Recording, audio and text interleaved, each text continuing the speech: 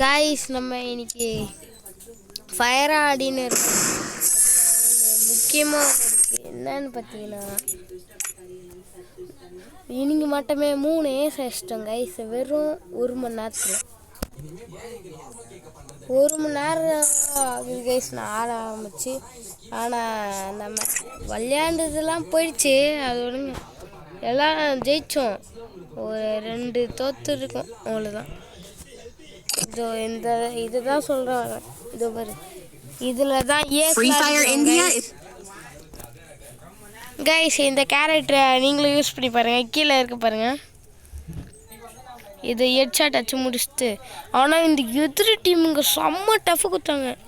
எங்களால் தொடர்ந்து 3 மேட்ச் அவனுங்க ஜெயிச்சதுக்கப்புறம் தான் எங்களையாலேயே அடிக்க முடிஞ்சுது. இந்த மேட்ச் தான் ஏஸ் அடித்தேன். பேர்ஃபுல்ல எங்கே ஒரு ஹெட்டு, அடுத்து அங்கே போயிட்டு ஒரு ஹெட்டு.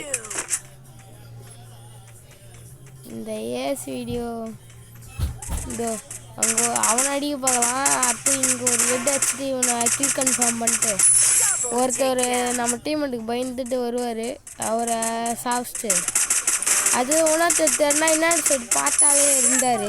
ஓப்பனில் வந்தார். அவர் அடிச்சா. ஆனால் அவர் தான் அவங்க டீம் ப்ரோ பிளேயரு. தூக்கி நாட்டுறாரு கைஸ் அவங்க எல்லோரும். அவருக்கு எவ்வளோ நாங்கள் டேமேஜ் பண்ணோம். டீமெட்டே தப்புன்னு வச்சிட்டாரா. அவர் மேக்டனில் ஸ்கின் கோல்டு ஸ்கின் வச்சுருக்கிறதுனால அடிச்சிட்டாரு கைஸ். இப்போ ஏஸ் மேக்கில் அடிச்சோமா. இங்கே ஒரு 2 கிலோ அடித்தேன். இங்கே மேலே இருக்க ஒருத்தர்.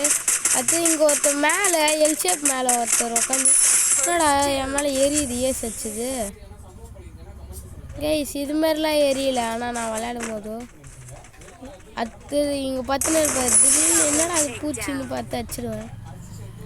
அடுத்து நாங்கள் கன்பேக் கொடுத்து ஆடின்னு இருக்கோம் கைஸ். இது வேறு அதுதான். இவர் இங்கே வீட்டை போட்டுட்டு மேலே போனால் மேலே செம்ம டஃப்பு. அது சொல்ல முடியல, கஷ்டம் கைஸ்.